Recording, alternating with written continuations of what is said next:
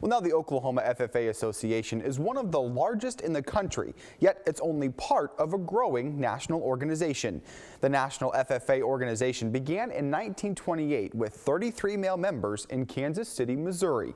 Today, after several changes like the inclusion of African American members in 1965 and the addition of females in 1969, FFA has grown to more than 500,000 members nationwide. And while the face of FFA is primarily students, a team of adults help run the organization.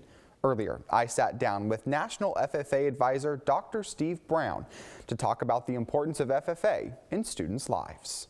Dr. Brown, thank you so much for joining us. It's my pleasure to be here. Well, FFA is such a strong youth organization and the largest youth organization in the country, yet so many still don't know what FFA is about. What do you say to them? FFA is one component of a three-component model. You don't have school-based agricultural education without FFA.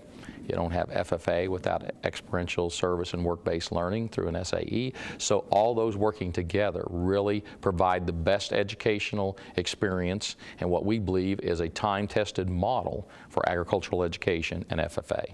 Now, I heard you say three letters, SAE. What does that stand for?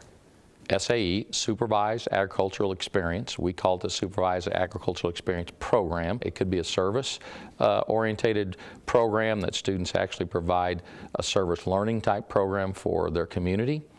And it can be work-based, so it could be working for a wage as well as working for experience, volunteering, working for others, and just learning, job exploration, those type of things. For someone who isn't familiar with the organization, describe to us just how broad FFA is.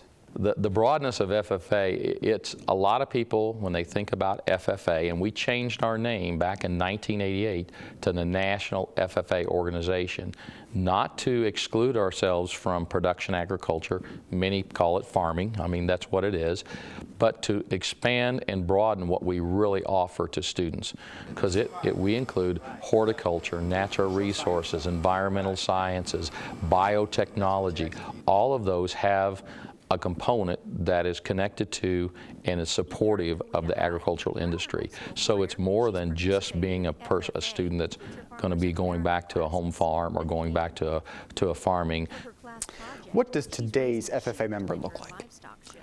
Today's FFA member looks like a vibrant, engaged student that is really interested in strictly from the FFA side of learning those employability skills, career skills that will help them to be successful no matter what career field they choose.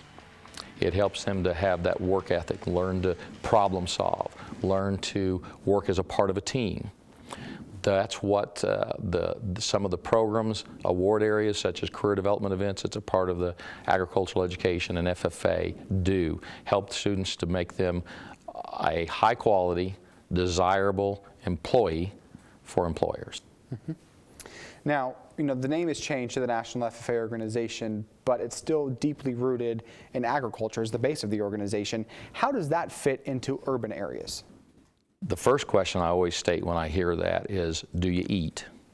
And most people do not miss too many meals. Now, I realize there is hunger in this world, so we have to recognize that. How it fits in urban areas, if you eat, if you're clothed, if you're housed, there's all a component of agriculture around that.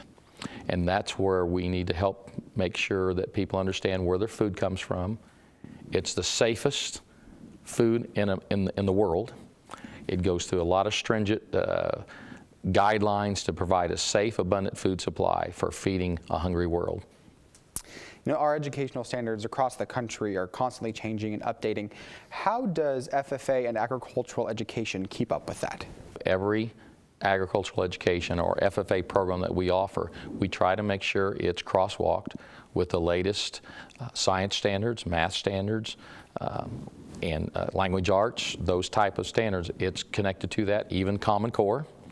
We also have what we call quality program standards, which we try to use to help make sure our programs are delivered at the highest quality we can.